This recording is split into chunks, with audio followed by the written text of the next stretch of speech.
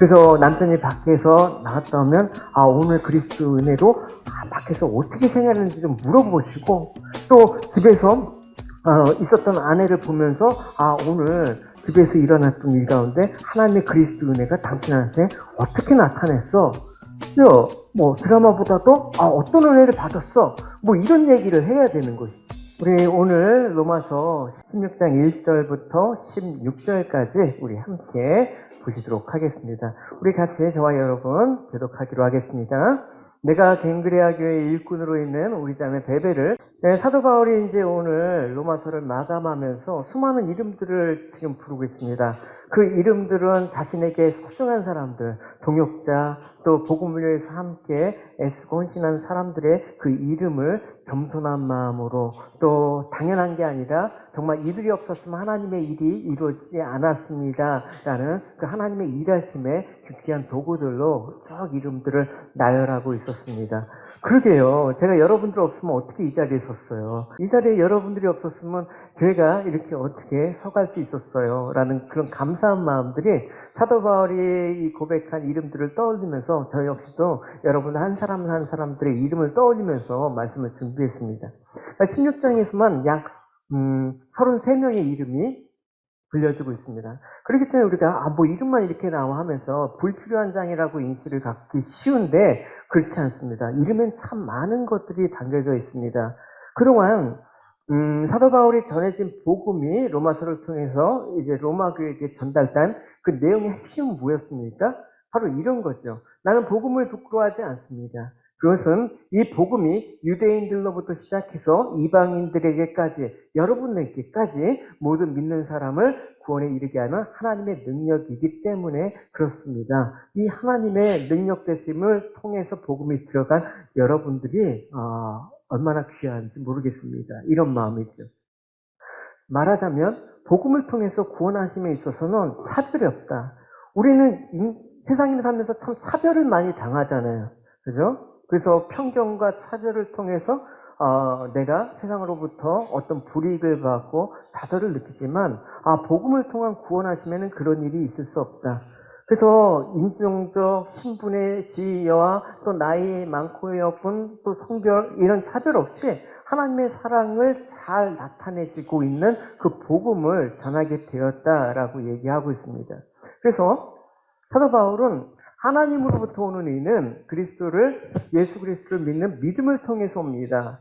그러니까 이 믿음은 이 세상의 것 기준이 아니다라는 거예요. 하늘로부터 오는 이 의는 믿는 사람이라면 누구에게나 주어지는 것이므로 사람을 차별하지 않습니다. 저 사람은 높아, 저 사람은 돈 많아, 저 사람은 뭐 잘생겼어, 뭐 이런 걸로 차별당하지 않는다라는 것을 얘기하고 있습니다. 그래서 사도 바울은 복음을 전하는 데 있어서 율법을 지킴으로 인해서 내가 더 신앙이 있다, 뭐 그런 게 아니다. 행위나 능력에 의해서 내가 더 잘났다, 내가 더 높다, 이런 게 아니다. 이런 차별적인 방식이 아니라 오직 예수 그리스도를 통해서 믿음을 받은 자라면 누구든지 주의 이름을 부르는 자는 구원을 얻을 수 있는 그런 내용으로 사도 바울은 전했다라고 얘기하고 있습니다. 그래서 고린도전서에서도 보면 사도 바울은 나는 이것밖에, 차별이 없는 하나님의 의인 복음을 이것밖에 전할 게 없어라고 얘기한 거죠. 우리는 십자가에 못 박힌 그리스도만을 전하니, 이게 좀 와닿죠? 유대인에게는 꺼리끼는 것이요 이방인에게는 미련한 것이로되 오직 부르심을 입은 자들에게는, 그러니까 믿음이라는 걸 선물로 받은 자에게는 유대인이나 헬라인이나 그리스도는 하나님의 능력이고 하나님의 지혜이니라. 할렐루야. 여러분, 사도 바울에게서 찾아볼 수 있는 참된 믿음의 모습은 어떤 것이라고 여러분 생각합니까? 아마 여러 가지가 있을 수 있겠죠. 많은 곳을 다니면서 복음을 전했잖아? 죽을 고비를 넘기면서 매를 맞으면서 복음을 전하는 일을 포기하지 않았잖아? 그 여러 가지 일로 사도 바울은 참 믿음이 훌륭한 사람이다라고 칭송할 수 있겠지만, 사도 바울은 그것이 참된 믿음이라는 인식을 본인은 갖고 있지 않았습니다. 참된 믿음이란 사도 바울의 그런 고백을 통해서 본다 그러면 내가 하나님 앞에서 바르게 인식하는 그런 상태를 내가 갖고 있다. 그게 참된 믿음의 본질이라고 할 수가 있습니다. 사도 바울은 내가 열심히 해서 그랬지, 내가 잘나서 그랬지 하면서 복음을 전한 게 아니라 하나님이 일하신다라는 믿음에서 복음을 전했다라는 것이죠. 그러니까 자신에게 나타나는 모든 일들은 하나님께서 일하시기 위해서 나에게 믿음이라는 걸 주셔서 하나님께서 그 믿음을 통해서 자신의 능력을 나타낸 모든 일의 결과야. 그 결과로 너희들이 하나님의 자녀가 되고 이렇게 교회가 복음 위에 단단하게 서게 된 거야 라는 것들을 얘기하고 있습니다. 그러면서 자기 얘기, 자기 공로는 하나도 없다라는 게 사도 바울은 자기됨을 올바로 인식했다라는 증거가 될 수 있는 것이죠. 그래서 로마서에서는 15장에 그러므로 나는 그리스도 예수 안에서 하나님을 섬긴 일을 자랑스럽게 생각합니다. 이 모든 게 자기가 아니라 그리스도께서 내게 전한 말과 행동을 통해서 이방인들을 하나님께 복종하신 일 외에는 어떤 것도 감히 말하지 않겠습니다. 주님께서 하신 그 일들만, 그리스도의 증거만 나타냈다라는 것입니다. 그러니까 이런 바울의 생각을 갖고 우리가 이 본문을 한번, 이 이름들을 쭉 한번 생각해 보시기 바랍니다. 결코 자신을 위대한 자로 보지 않았습니다. 그러니까 다른 사람과 구별되지 않는 믿음의 차별을 두지 않았다라는 것을 알 수가 있는 것입니다. 그러니까 우리가 생각하기에 사도 바울은 인간적으로 참 많은 일들을 남겼어요. 위대한 업적을 남겼습니다. 근데 그 모든 것들을 자랑할 법한데 자신의 일로 여기지 않았고 자신을 위대한 자로 보지 않았다. 그 모든 것이 믿음을 선물로 주신 하나님의 일로 봤다라는 그 겸손한 마음으로 사람을 바라봤다. 그럴 때 그 사람과 마음이 어떻게 문안케 되는 역사가 일어나는 거예요. 절대 나는 너보다 잘났어. 나는 너보다 우월해. 이래서 잘 있었니? 이건 문안이 될 수가 없는 거예요. 사도 바울은 자신이 차별 없이 대하는 하나님의 마음으로 똑같은 너도 돼, 나도 돼. 너도 하나님의 은혜가 필요한 사람, 나도 역시 하나님의 은혜만이 필요한 사람. 그러니까 동등한 마음으로 만났기 때문에 서로 소통이 된다라는 거지. 그래서 이 소통이 되고 이 문안이 되고 이 차별 없는 하나님의 부르심에 의해서 탄생된 공동체를 뭐라고 사도 바울은 얘기합니까? 바로 그것이 교회다라고 얘기를 하고 있습니다. 보시면 고린도전서에 이른 거예요. 하나님의 뜻에 따라 예수 그리스도의 사도로 부르심을 받은 나 바울과 형제 소스베네는 고린도에 있는 뭐라고 했습니까? 하나님의 교회라고 얘기했습니다. 이 교회는 예수 그리스도 안에서 거룩하게 된 사람들이 이 편지를 씁니다. 복음을 전했다라는 것이죠. 여러분 방방곡곡에서 우리 주 예수 그리스도의 이름을 부르는 모든 사람과 함께 거룩한 사람으로 부르심을 받은 자, 이게 바로 교회라는 거예요. 차별 없는 자. 예수 그리스도는 우리의 주님이시며 또한 이 모든 사람들의 주님이 됩니다. 그러니까 나만 하나님의 특별한 대우를 해줘. 뭐 이런 개념이 아니라는 것이죠. 너도 사랑하고 나도 사랑하고 우리 모두 하나님이시잖아. 이런 마음으로 차별 없이 구성된 그 단체가 공동체가 바로 교회라는 것을 알려주신 거죠. 그래서 하나님은 인종과 교육과 사회적인 배경과 남녀 요소를 따지지 않고 어떤 배경에 있든지 나는 너를 사랑해, 나는 너를 보호해, 인도하신다. 이런 모두가 하나님의 영광을 위해서 하신 일이라고 기록을 하고 있습니다. 오늘 본문에서는 그렇게 사도 바울이 수많은 사람들의 이름 가운데 하나님의 공동체, 차별 없이 부르신 하나님의 가족이 소개되고 있습니다. 이런 거죠. 첫 번째 소개되는 그런 가족의 이름이 베베예요. 내가 갱그리아 일꾼의 교회 일꾼으로 있는 우리 자매 베베를 너에게 추천하노니 너희는 주 안에서 성도들의 합당한 예절로 그를 영접하고 무엇이든지 그에게 수용되는 바를 도와줄지니 이는 그가 여러 사람과 나의 보호자가 되었다. 교회 일꾼이란 집사라는 뜻이에요. 그래서 로마교회 성도들이 이 여자 집사를 청구하면서 주 안에 합당한 예절로 영접하라는 것입니다. 그 당시 여자라는 인식이 오늘날보다는 조금 사회적인 인식이 낮았잖아요. 뭐 여자가 감히 뭐 이렇게 하는 일에 끼어들어 뭐 이런 인식을 갖고 있는 시대에 영접하라, 존중하라 이런 거예요. 그러니까 뭐든지 그 집사님이 필요하다라는 걸 다 도와주라는 거예요. 왜냐하면 그분은 여러 사람과 나 사도 바울의 보호자가 되었다라고 얘기를 하고 있습니다. 참 귀한 분이에요. 그 다음 또 3서절을 보면 나의 동역자인 브리스가와 아굴라를 말합니다.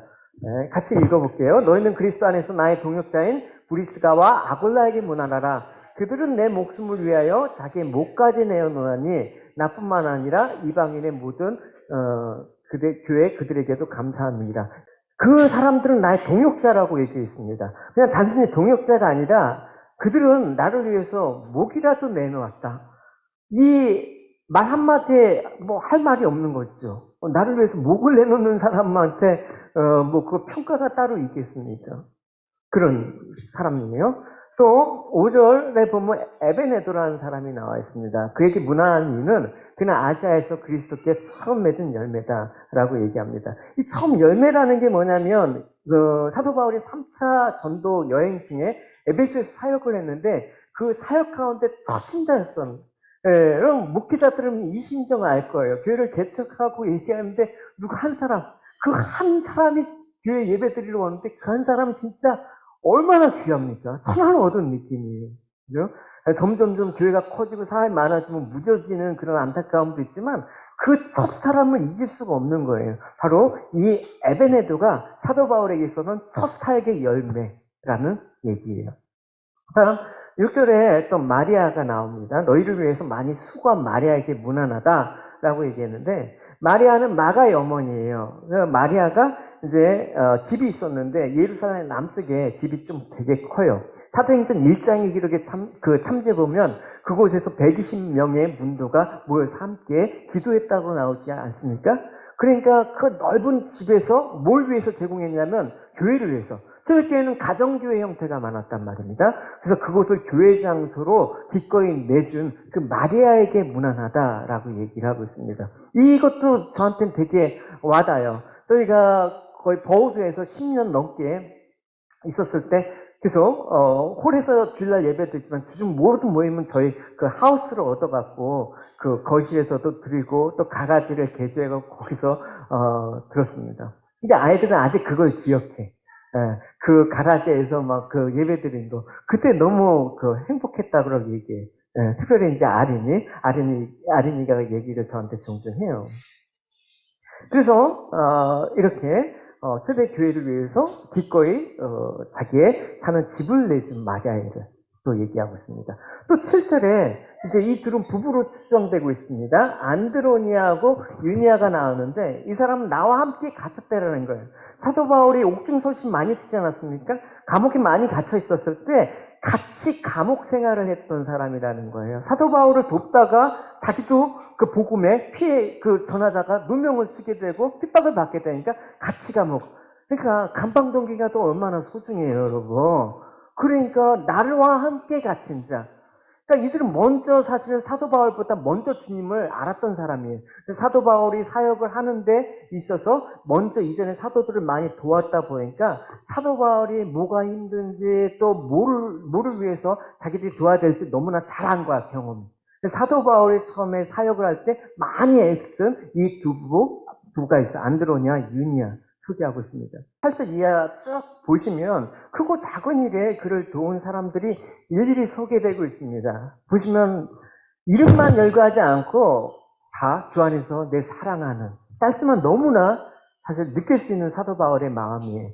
그리스도 안에서 우리의 동역자인 우르바노, 나의 사랑하는 수다고, 그리스도 안에서 인정함을 받은 아벨레, 주 안에 수고한 드루베나와 드루보사, 주 안에서 많이 수고하고 사랑하는 보시, 주 안에서 택하심을 입은 루포와 그의 어머니, 이렇게 수많은 사람들의 이름을 쭉 나열하고 있습니다. 비록 짧지만 그 이름에 숨겨진 그 사람의 역사와 헌신의 아름다운 일들은 사실 사도 바울은 맨날 며칠 걸려도 다 할 수 있을 만큼 그렇게 감사한 그런 것들이었을 것입니다. 근데 이런 사람들의 쭉 이름을 나열하면서 오늘 가장 많이 등장한 단어가 있습니다. 그게 뭡니까? 무난하라라는 거예요. 무난하다.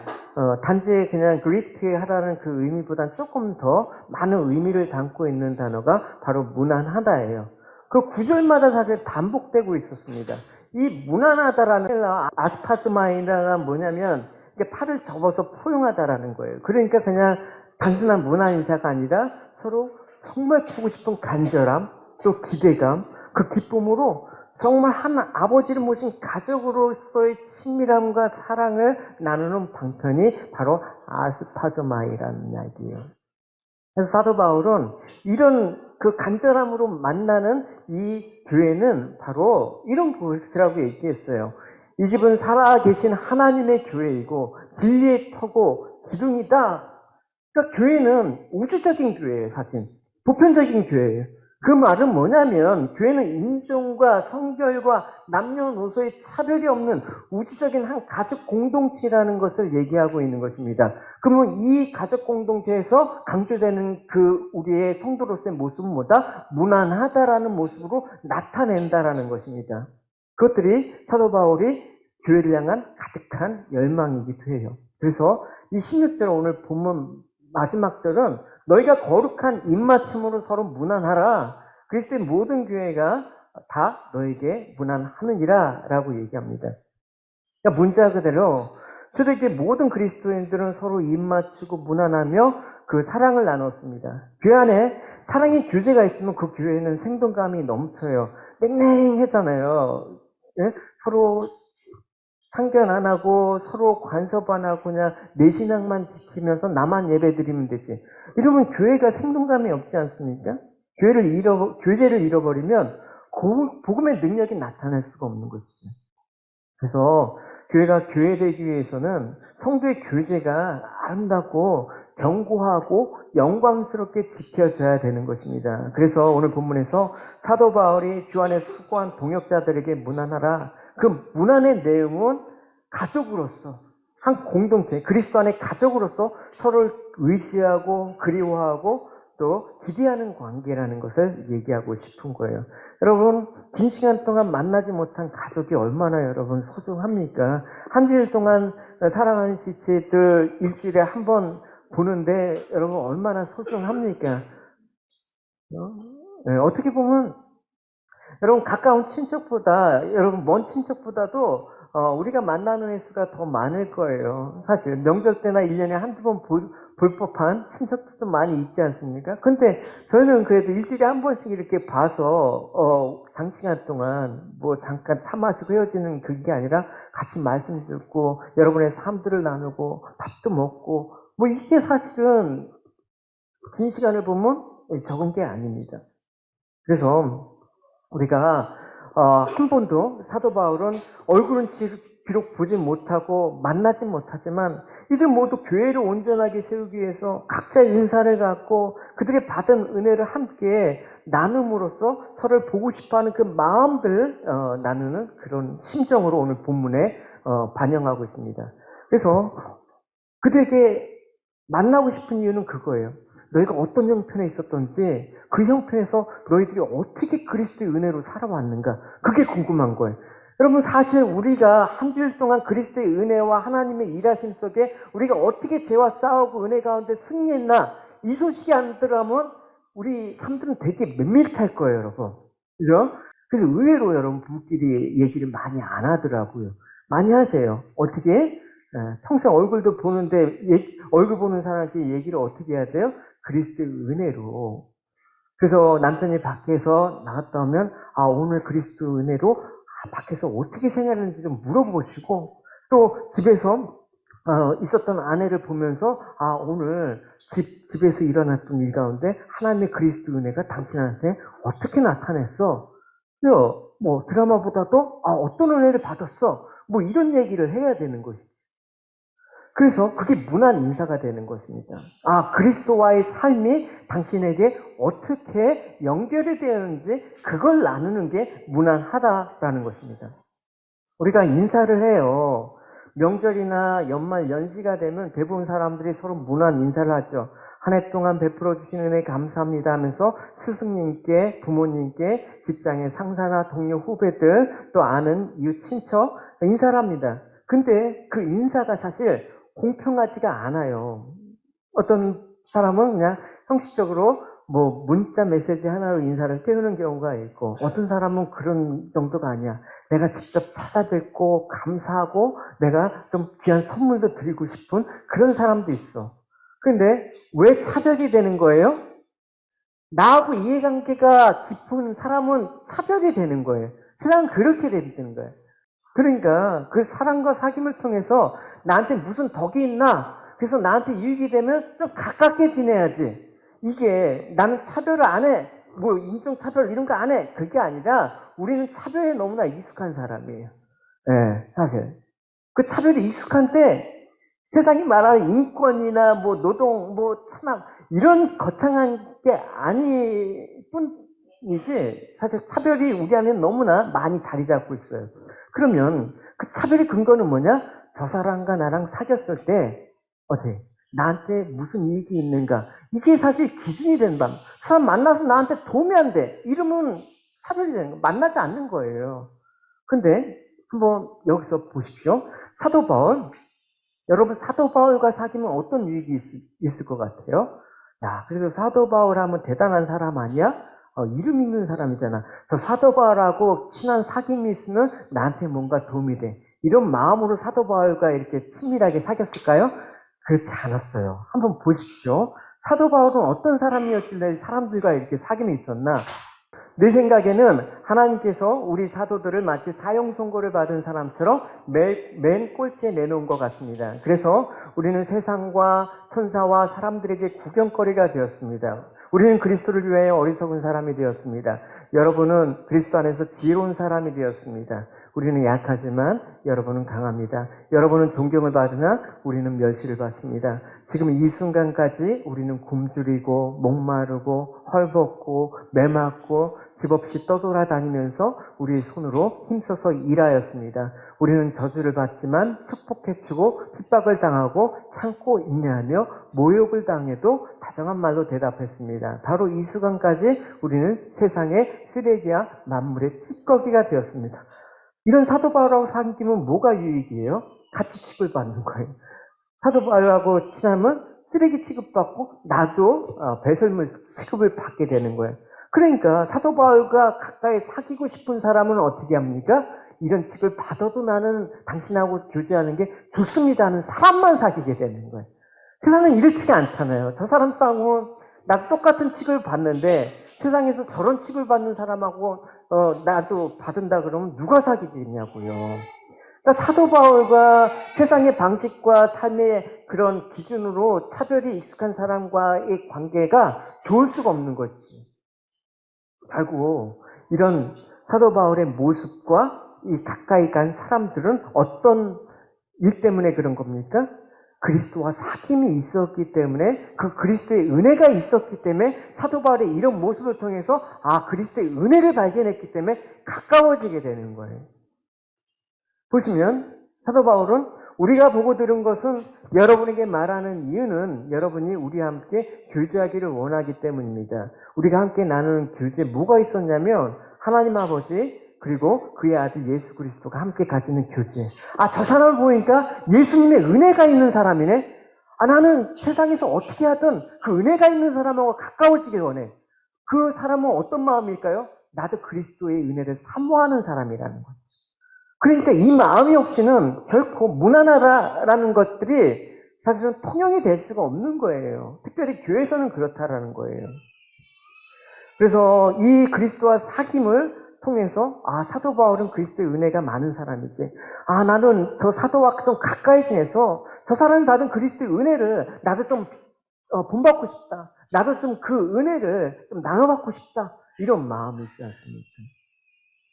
친구를 보면 그 사람을 안다라는 얘기가 있어요. 그래서 어떤 친구를 사귀느냐에 따라서 그 사람의 사람됨을 볼 수 있는데, 여러분, 만약에 여러분의 자녀가 친구를 데리고 왔어. 근데 세상에서 무시당하고 온갖 천대를 받는 사도 바울을 친구로 데리고 왔어. 그러면 여러분의 부모 입장에서는 야, 좀 제대로 된 놈을 사귀어. 너 쟤랑 사귀면 너 큰일 난다. 이렇게 해야 되지 않겠습니까? 근데 사도 바울이 이런 모습을 보고도 그와 사귐이 있고, 또 이 사도 바울이와 사귐이 있는 사람은 또 이 사람, 다른 사람한테 속에 내가 지금 교제하고 있는 사도가 있는데 이분을 통해서 그리스도의 은혜가 너무나 깊이 느껴져. 너도 한번 소개를 해줄게. 우리 같이 교제를 나누자. 뭐 이런 일들이 일어나야 된다라는 것입니다. 근데 사도 바울과 이런 교제가 있었다가 이 교제가 끝까지 가지 않는 사람들도 물론 많았어요. 대표적으로 얘기를 해보는데 디모데후서에 그래서 알다시피 아시아에 있는 모든 사람이 나를 버렸습니다.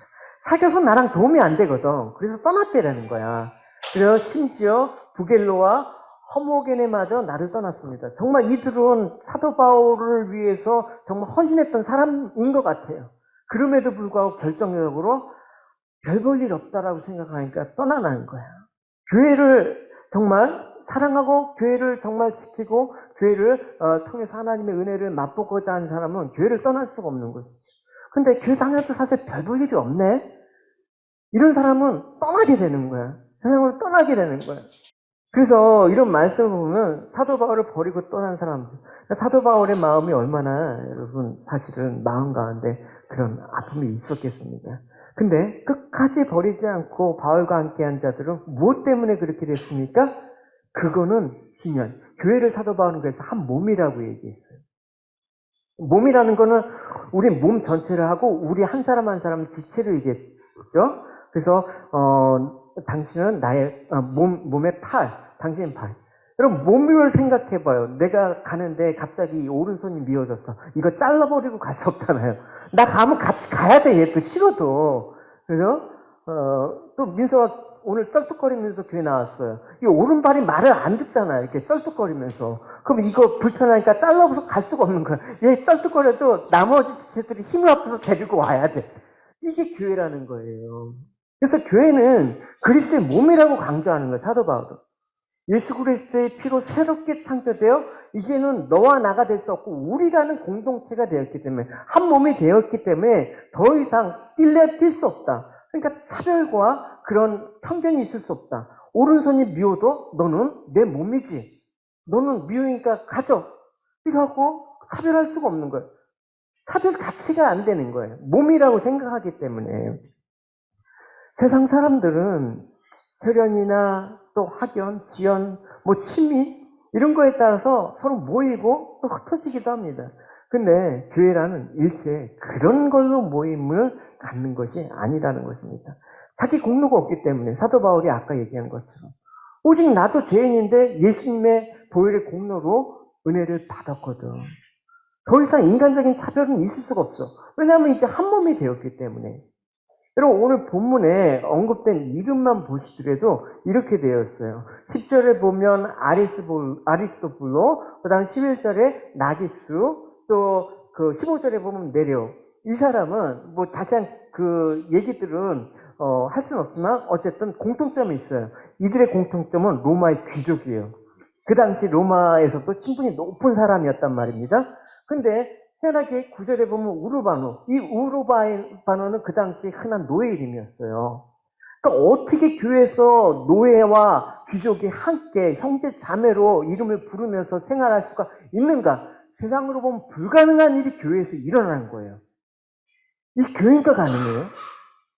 12절에 보면 이 드루베나와 드루보사, 이 드루라는 게 로마식에 하면 쌍둥이에 붙이는 이름이었거든요. 그러니까 쌍둥이도 있었어요. 그리고 이 루프와 그의 어머니라고 하는데 그 어머니는 검은 피부를 가진 사람이에요. 근데 바울은 이 여인을 가리켜 뭐라고 불러요? 나의 어머니라고 불러요. 야, 인종을 차별해서 신분을 차별해서 나의 혈연, 나의 한 몸으로 부를 수 있는 그런 단체가 어디 있어요? 있으면 여러분 좀 소개해 주세요. 저도 그 단체에 가입하기. 없어요. 없단 말이에요. 이 지구상에는 없어요. 그래서 이 교회 안에는 남자도 있었고 여자도 있었고 특별히 16장에서는 여성의 이름이 9명이나 등장하는 것을 볼 수가 있습니다. 젊은 사람, 늙은 사람, 싱글도 있었고 부부도 있었고 귀족도 있었고 노예도 있었고 사업가도 있었고 귀족도 있었고 공무원도 있었고 또 노예도 있었고 그러니까 온갖 직종의 다양한 사람들이 다 모인 곳이 교회가 된단 말입니다. 그러니까 교회만 오면 어떻게? 뭐 난장판이죠. 군대식처럼 일사불란하게 뭐 그런 그게 아니라 다 각자의 모습이죠. 근데 이들이 어떻게 함께 모여서 예배를 드릴 수 있다라는 거예요? 아버지가 한 분이기 때문에 그래요. 아버지가 한 분이기 때문에 그게 가능하다라는 것입니다. 그러니까 이들이 얼마나 소중한 사람이겠습니까? 여러분 주변에 나한테 소중한 사람이 누군가 한번 생각을 해보세요. 나한테 소중한 사람이 과연 세상에서 너는 내가 얼마나 소중하냐 한번 물어봐요. 아마 말은 그렇게 할지 모르죠. 나 참 소중해. 아니요. 나와 유익이 없으면 소중하지 않아요, 여러분. 현실을 냉정히 보세요. 근데 교회는 그렇지 않아요.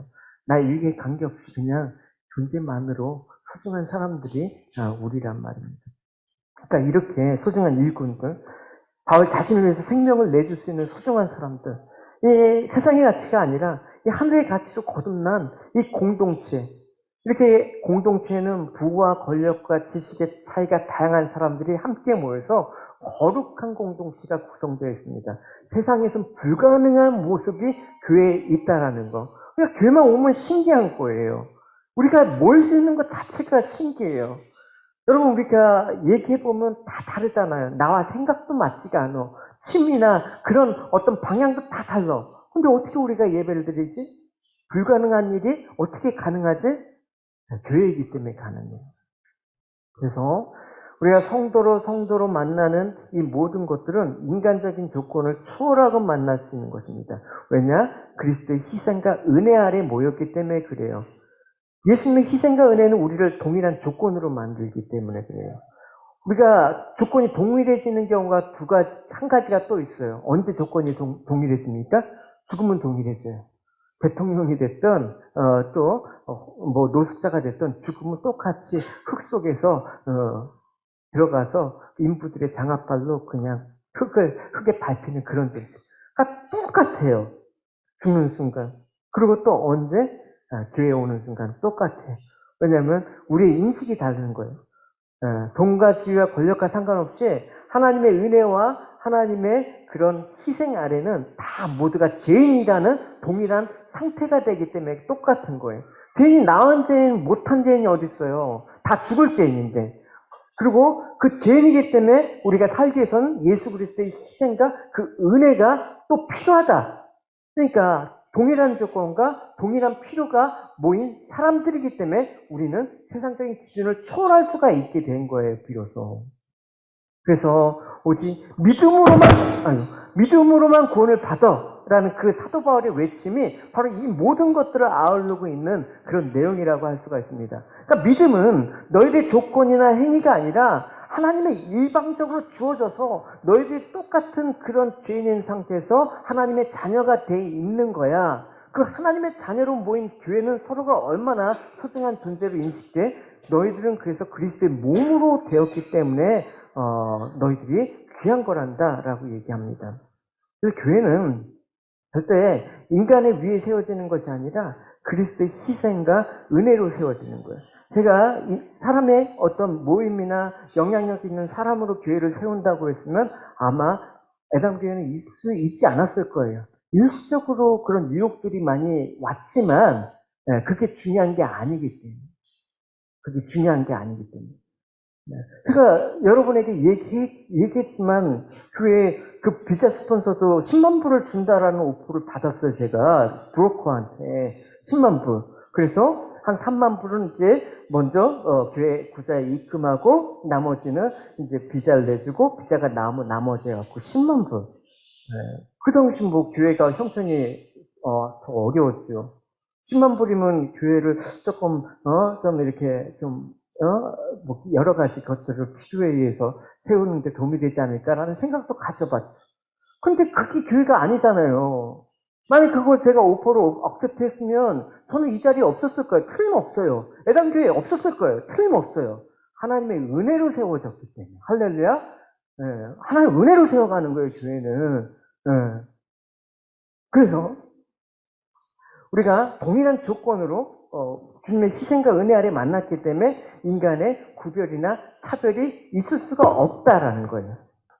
야고보서에 보면 이런 말이 있어요. 사랑하는 형제 여러분, 여러분은 영광스러운 우리 주 예수 그리스도를 믿는 자들입니다.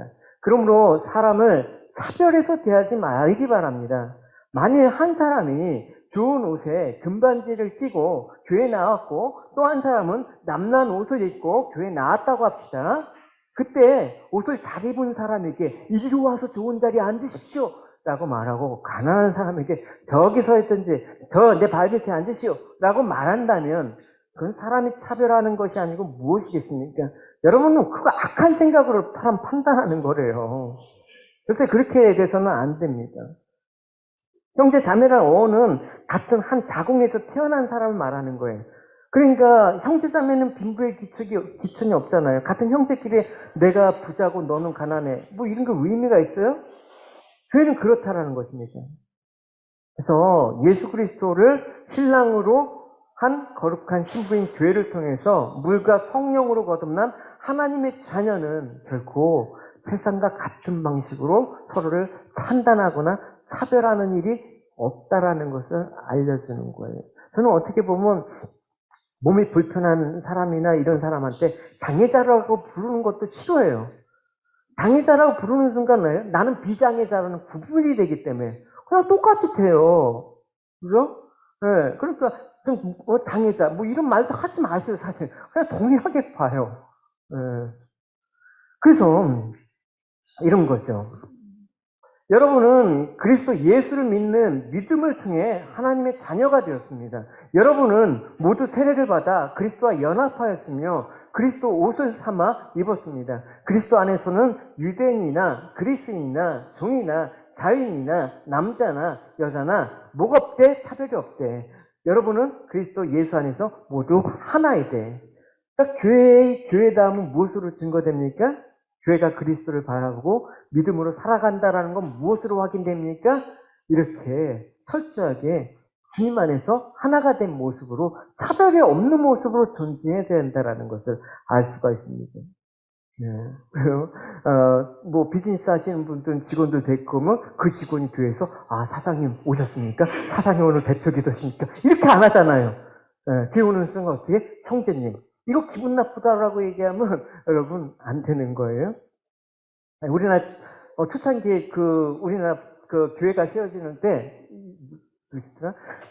장로님이 계시는데 분이 있었는데 그 집 노비가 교회에 같이 신앙생활했어요. 근데 그분이 또 장로님이 됐어. 근데 그분은 대단히 겸손해갖고 그 노비한테 장로님이라고 깍듯이 했대요.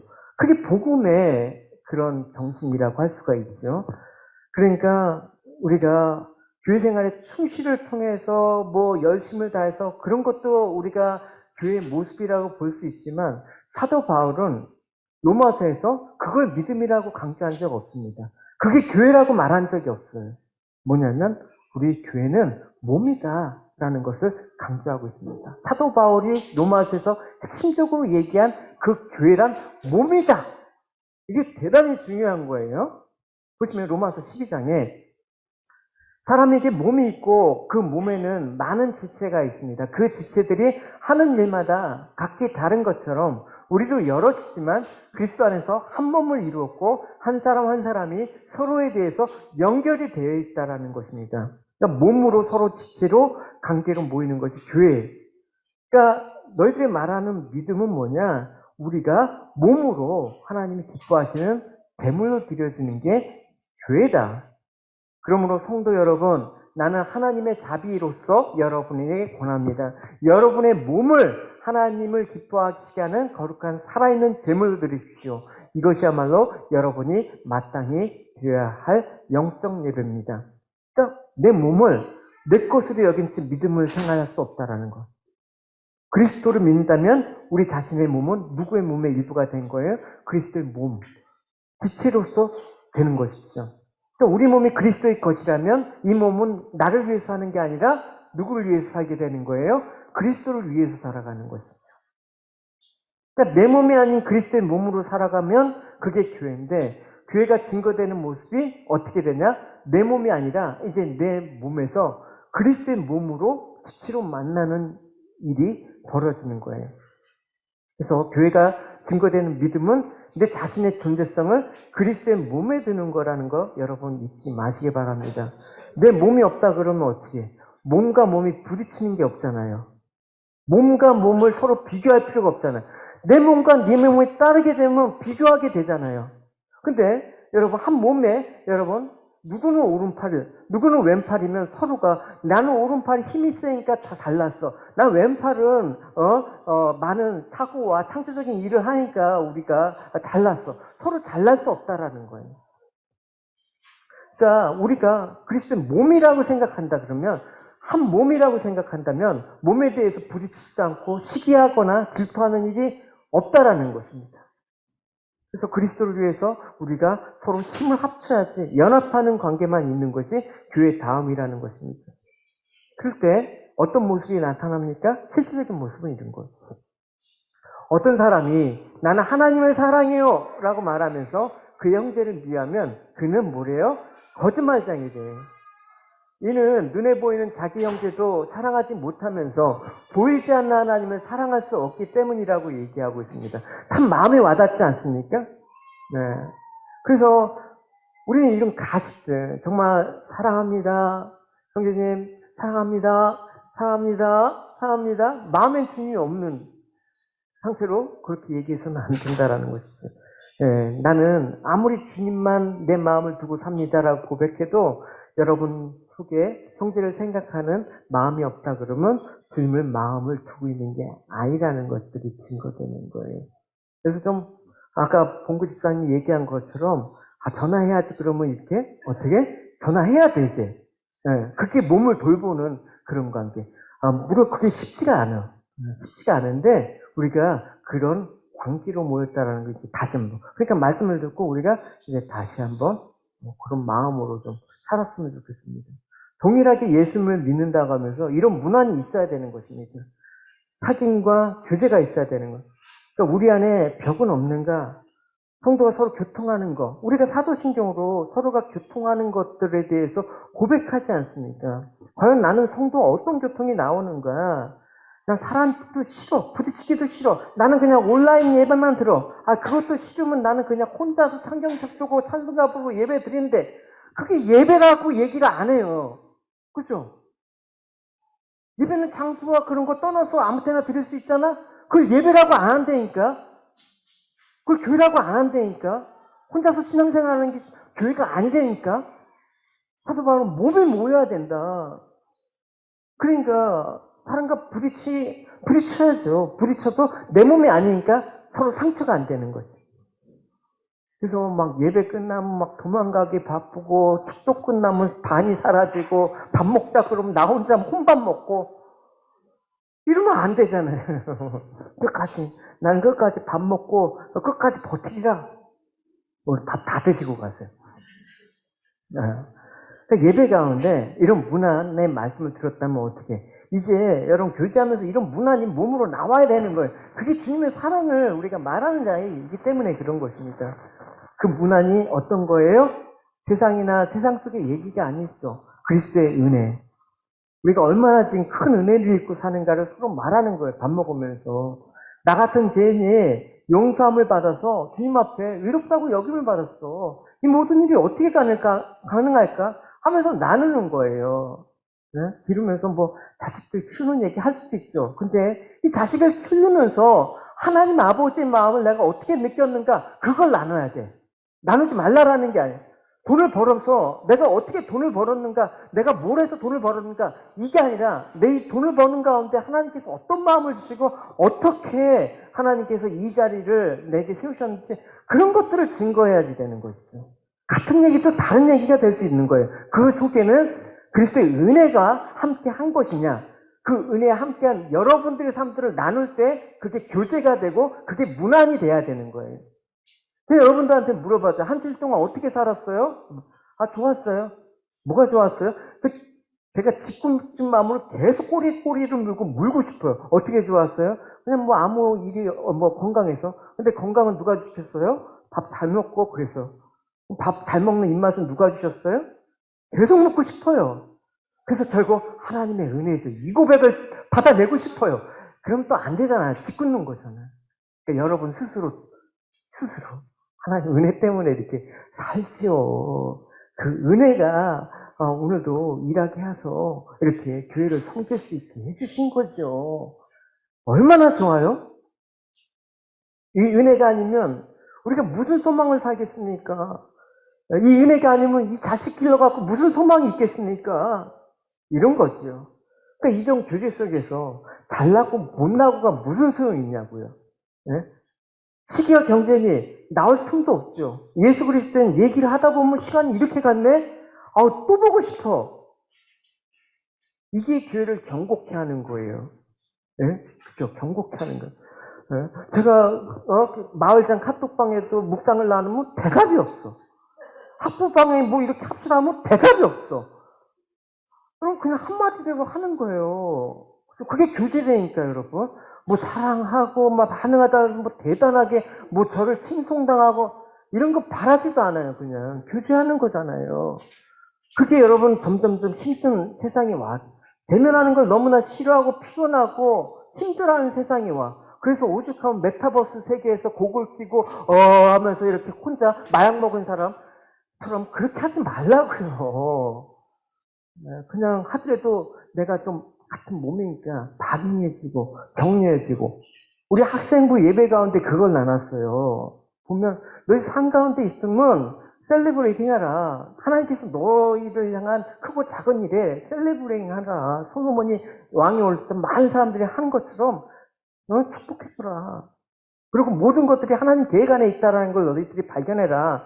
그럼 모든 것들을 시행할 때 하나님께서 너희들에게 용기를 갖고 나갈 수 있도록 해라. 이런 것들에 대해서 나눴어요. 그리고 keeping promise, 약속이라는 걸 지키려고 해라. 이런 것들. 하나님의 약속을 우리가 지키기 위해서 한 주 동안 어떻게 살았는지, 내가 좀 몸이 안 좋아갖고 정말 힘들었지만 하나님의 은혜가 사모해서 교회 나와서 기도했어. 그랬더니 힘을 주시더라. 그러니까 예배 드릴 수 있는 마음이 해서 회복이 되었어. 몸은 아프지만 내 마음은 회복이 되었어. 뭐 이런 것들이 나오면 얼마나 풍성을 해요. 그게 여러분의 이야기, 내 이야기를 누군가 관심 있게 들어주고, 그랬어? 잘했어. 하나님이 너를 사랑하시니까 이 모든 것들이 우리 함께 기도해서 우리가 함께 좀 이뤘자. 뭐 이런 것들. 영적으로 교제가 있어야 되고, 문안이 있어야 되는 거야. 할렐루야? 부부끼리도 이제. 부부끼리도 맨날 왔어? 밥 먹었어? 그러면서 TV 리모컨 키면서 잠자리에 그냥 보면 남편은 소파에 엎어져 있고. 이런 짓 다 하지 말라고. 너무 인생에 좀 그렇게 하잖아요. 그런 것도 가끔 필요해요. 근데 그게 일상이 되면 좀 억울하지 않아요? 하나님 주신 이 인생을? 그래서 그리스도 안에서 한 몸생 다른 지체들에게 안부 잘 전해주시기 바랍니다. 할렐루야. 여러분, 잘 하시라고 생각을 해요. 그렇지만 이런 것들을 점점점 잊고 살아가는 이 시대 가운데 여러분들 더 열심을 해서 무난하고 안부하시라는 얘기죠. 그래서 우리가 복음을 위한 귀한 동역자로 서로가 존경심을 가지고 서로를 소중하게 여기며 아름답게 나오길 바랍니다. 그래서 사도 바울은 오늘 이거를 끝맺음으로 로마서 마지막 절을 이렇게 얘기하고 있습니다. 우리 한 목소리로 우리 고백하도록 하겠습니다. 그 비밀이 지금은 밝혀 드러났고 영원하신 하나님의 명령대로 예언자들의 글을 통해 알려져 모든 이방인들이 믿고 순종하게 되었습니다. 이런 일이 있게 하신 오직 한 분이시고 지혜로우신 하나님께 예수 그리스도를 통하여 영광이 영원히 있기를 바랍니다. 이런 일이 있게 하신 분은 한 분이래요. 할렐루야. 오늘 말씀에서 여러분 기억하시는 하나님이 여러분을 기억하시는 이름, 또 그 이름 속에 담겨있는 저 성도 속에서 하나님의 은혜가 발견되는 그런. 그래서 여러분, 사람이 마지막에 죽고 날 때 이렇대요. 저는 아직 경험을 못했는데 죽기 전에 자기 인생 가운데 함께했던 수많은 사람들이 순식간에 쫙 기억이 난대. 근데 여러분, 기억나는 사람이 누구지? 이름은 여러분 안 되지 않습니까? 사도 바울 아마 단두대에서 목이 잘려서 죽는 그 순간에 아마 수없는 이 동역자들의 이름이 순식간에 싹 스쳐나가면서 이들과 함께 천국에서 하나님께 예배드리는 그 아름다운 순간을 찬송하면서 멋지게 세상을 떠났을 것입니다. 저도 이럴이라고 생각해요. 저로 마지막 그 순간에 보면 여러분 하나하나 이름을 떠올리면서 그러고 죽을 거예요. 틀림없어요. 그래서 여러분 마지막 그 순간까지 여러분 끝까지 주의 동역자들을 귀하게 여기시고 함께 주의 공동체를 지켜나가고 여러분 좀 세워가는 여러분이 되시기를 주님의 이름으로 축원합니다.